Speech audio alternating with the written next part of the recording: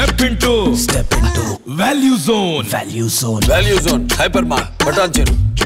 Sir 20 years back ఆది release అయినప్పుడు ఎలాంటి ఇంపాక్ట్ అయితే మా అందరి మైండ్లో ఉందో 20 years తర్వాత కూడా వివి వినాయక్ గారు అన్న ఆ బ్రాండ్ అన్న ఆ నేమ్ అన్న అదే ఉంది. ఆ ఇంపాక్ట్ పోలే, ఎందుకో తెలియదు. బికాస్ ఆఫ్ యువర్ డైలాగ్ లేకపోతే మీ ఏంటో తెలియదు, అది ఆ మ్యాజిక్. బట్ ఏ హీరో అయినా కానీ వాళ్ళ కొడుకులను లాంచ్ చేసేటప్పుడు ఫస్ట్ ప్రతి హీరో నోట్లో వచ్చే పేరు వివి వినాయక్ అని. అది మీకు వరమని ఒక్కోసారి ఫీల్ అవుతారా, లేకపోతే ఎందుకు నాకు ఇది లేనిపోయింది అనవసరంగా ఎత్తుకొని మళ్ళీ ఇబ్బంది పడాల్సి వస్తుంది అని ఫీల్ అయిన సందర్భాలు కూడా ఉన్నాయని నేను విన్నాను. అది ఏ సినిమాతో ఫీల్ అయ్యారు అసలుకి? రోషన్, ఫస్ట్ ఆఫ్ ఆల్ ఇంత ఫస్ట్ ఇంతకాలం అయినా ఇంత జర్నీలో కూడా స్టిల్ అందరూ నువ్వు అన్నట్టు నన్ను ఇంకా వాళ్ళు ఓన్ చేసుకుండడం అనేది నాకు అది వరంగా ఫీల్ అవుతుంది 100%. ఎస్, నువ్వు అన్నట్టు అనుకుంటారు కొత్త హీరోని లాంచ్ చేసేటప్పుడు ఎవరో ఒకళ్ళు వస్తూ ఉంటారు చేయాలి అది ఇది అని. బట్ నాకు ఆ టైంకి ఆ మూడ్కి అది నచ్చితే ఇంకోటి చేస్తాను, లేకపోతే లేదు. నేనంత డిస్పైట్గా ఉండను బేసికల్గా. పరుగులు పెట్టాలి ఇది ఇది అనే ఇది ఉండదు.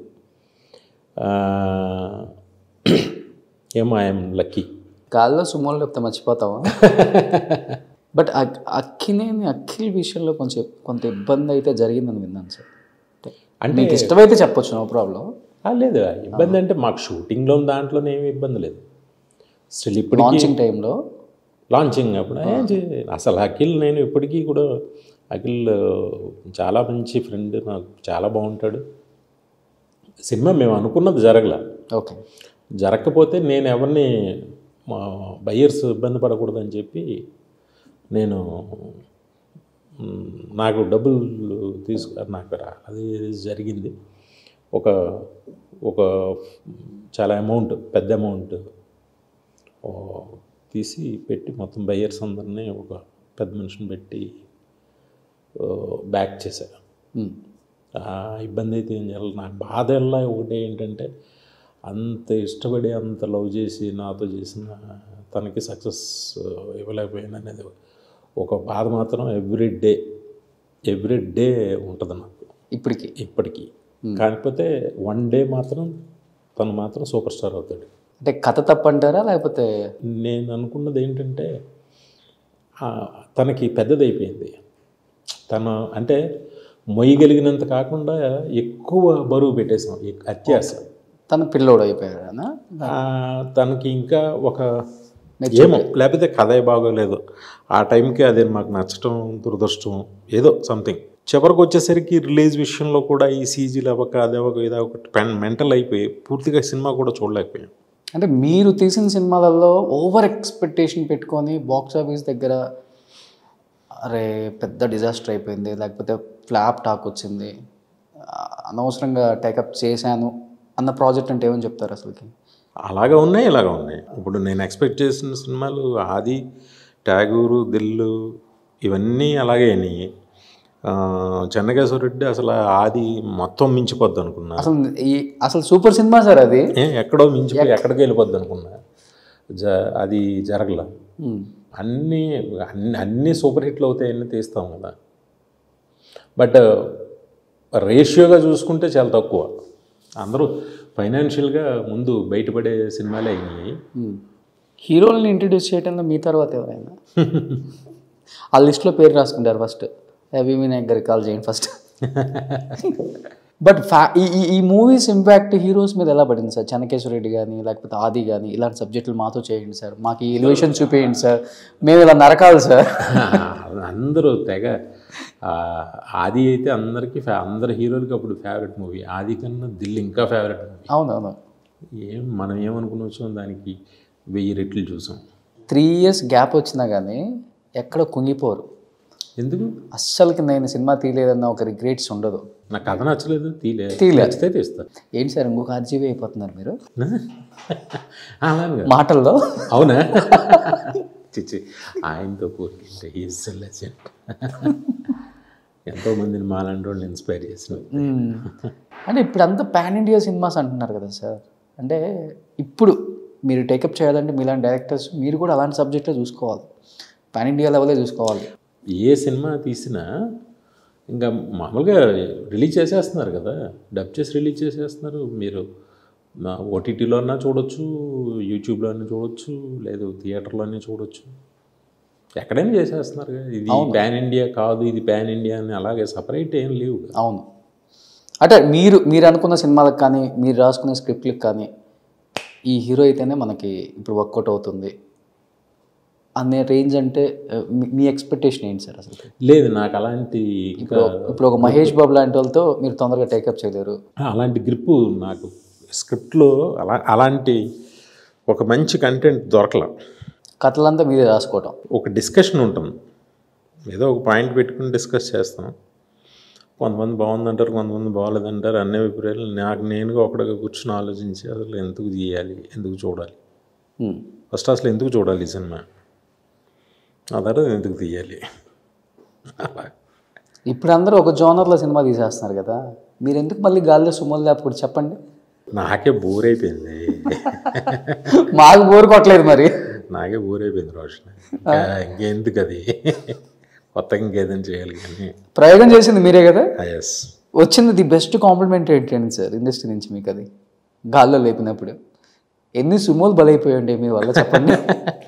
కాంప్లీ ఏమో గుర్తులేవు, కానీ అది ఒక మంచి ఐటమ్గా నిలిచిపోయింది.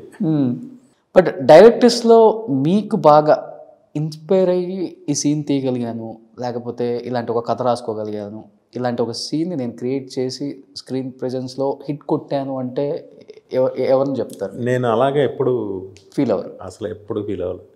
అసలు ఫస్ట్ ఆఫ్ ఆల్ రోషన్, ఒక సినిమాని సరదాగా చూడాలి తప్ప దొబ్బేయడానికో దాంట్లో కాపీ చేయడానికో నేను చూడకూడదు. But Tagore megastar Chiranjeevi, Nayak mega power star, తండ్రి కొడుకులతో ఈ జనరేషన్లో వర్క్ చేసిన ఏకైక డైరెక్టర్. అంతే కదా మరి. ఎలా ఉంటుంది ఆ వేరియేషన్ అసలు? తండ్రి కొడుకులు ఇద్దరి మధ్య డిఫరెన్స్ అంటే ఏం చెప్తారు అసలుకి? ఆయన్ని ఎవరైనా కదిలిస్తేనేమో ఆయన శిఖరానికి ఎత్తేస్తారు, ఈయన్ని ఎవరైనా కదిలిస్తేనేమో ఈయన శిఖరానికి ఎత్తేస్తారు. బట్ ఓవరాల్గా చూస్తే మేము ఇద్దరికి ఎవ్వరు Charan is very sweet and very royal kid, చాలా రాయల్గా ఉంటాడు.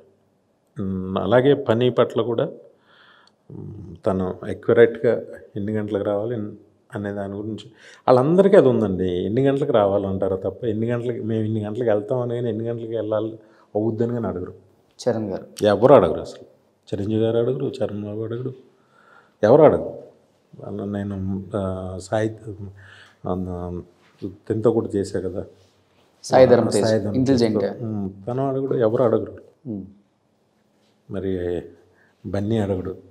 మరి ఆయన చిరంజీవి గారు రూల్స్ పెట్టారో మరి ఏంటి తెలియదు.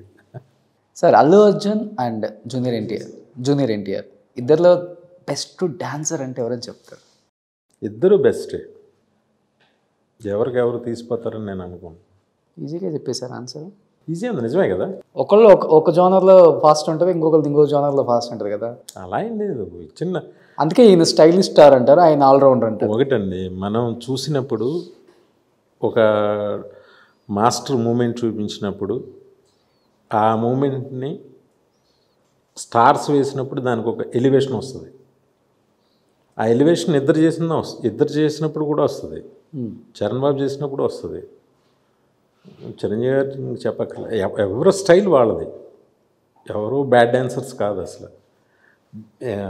పర్టికులర్గా మన తెలుగు ఇండస్ట్రీ మన హీరోలు అందరూ సూపర్ డాన్సర్స్. ఇప్పుడు చెప్పండి, అల్లు అర్జున్, రామ్ చరణ్ అండ్ చిరంజీవి గారు, ఇలా ముగ్గురులో బెస్ట్ డాన్సర్ ఎవరు? మరి ఎవరి స్టైల్ వాళ్ళదని చెప్పాను, కానీ నాకు ఎక్కువ ఆయన మీద ఉంటుంది కాబట్టి ఆయనలో ఒక చిన్నది అదేదో ఉంటుంది, ఇంకొంచెం ఎక్స్ట్రా ఏదో ఉంటుంది ఆ ఫేస్లో, ఒక గ్రేస్ ఏదో సంథింగ్. ఎందుకు చిరంజీవి గారు అంటే వినాయక్ గారికి చచ్చేంత ప్రేమ? చిన్నప్పుడు అయిపోయింది, ఇంకా అది రీజన్ ఏముంటుంది. చిన్నప్పుడు అందరం ఆయన ఫ్యాన్ అయిపోయాము. ఖైదీ అప్పుడు ఫైట్స్, పిల్లలప్పుడు మీకేం కావాలి? అవే కావాలి, మంచి ఫైట్లు, మంచి డాన్స్ కావాలి. ఆ టైంలో రోరింగ్, ఈయన సినిమా వస్తుంటే అది హిట్టో ఫ్లాపో మాకు తెలిసేది కాదు. ఫైట్లు, పాటలు, మ్యూజిక్ కూడా చాలా బాగుంటుంది కదా చిరంజీవి గారిది. ఎప్పుడు కనీసం సినిమాకి వెళ్తే 3 పాటలు 2 పాటలు అద్భుతంగా ఉంటాయి. అది హిట్టా ఫ్లాపో మనకు తెలిసేది కాదు. సో ఆయన చూసి డైరెక్టర్ అయ్యారు, ఆయన చూసే మళ్ళీ యాక్టర్ అవ్వాలనుకున్నారా? యాక్టర్ సార్, ఒక డైరెక్టర్ ఎప్పుడైనా కానీ ఇంకో పెద్ద డైరెక్టర్ అవుదాం, ఇంటర్నేషనల్కి సంబంధించి అదొక ఫీలింగ్ ఉంటుంది. ఇది యాక్టర్ టర్న్స్ ఏంటి సార్? అసలు అది నాకు సంబంధం లేని ఇష్యూ క్వశ్చన్. అది కూడా దిల్ రాజు ప్రొడక్షన్. సడన్గా తను అన్నాడు, ఓకే అన్నాను అంతే. ఆ తర్వాత ఏదో అయితే నేను ఒప్పుకున్నది దేనికి అని అంటే, అప్పుడు నేను బాగా హెఫ్టీగా ఉండేవాడిని. సరే మనం జిమ్కి వెళ్ళి ఫస్ట్ సన్నబడవచ్చు కదా అనే ఉద్దేశంతో ఓకే డన్. ఒక 1 year పోయినా కూడా నా గురించి కదా, నా బాడీ దీని గురించి అని అనుకున్నాను. అది అలాగా ఆ 1 year జిమ్కి వెళ్ళడం రావడం, జిమ్కి వెళ్ళడం రావడం, ఇదే తప్ప ఈ స్క్రిప్ట్స్ వినటం, ఈ లైన్ కట్ అయిపోయింది. ఓకే, కరెక్ట్గా కరోనా వచ్చేసింది. అది ఏదో అయిపోయింది. అయిన తర్వాత ఏదో కథ వింటే నేను సాటిస్ఫాక్షన్ లేదు, తనకి లేదు, ఇంక వద్దనుకుని మానేస్తాం అంతే. ఓకే, మీరే వద్దనుకున్నారు ప్రాజెక్ట్? అందరం. నేను వద్దనుకుని, నాకు వద్దన్నా. తర్వాత రాజు కూడా కన్విన్స్డ్. బట్ షూట్ అయితే జరిగింది, ఓపెనింగ్ జరిగింది, షూట్ జరగలేదు. అక్కడ తేడా వచ్చేసింది డైరెక్టర్ గారికి. ఏదో లేకపోతే పడేది ఒక సినిమా, డెఫినెట్గా పడేది. ఎందుకంటే 2018లో ఆల్రెడీ మనోడితో ఇంటెలిజెంట్ వచ్చింది కదా, సాయిధరం తేజ్తో. 19 అనుకుంటా, సంథింగ్ 19 నుంచి ఇంకా దాని మీద కూర్చున్నాం. అంటే దాని రిజల్ట్ కూడా కొంత ఇంపాక్ట్ పడిందా సార్ ఏమన్నా? మీ కొంతకాలం బాగా వరీ అయిపోయాయి.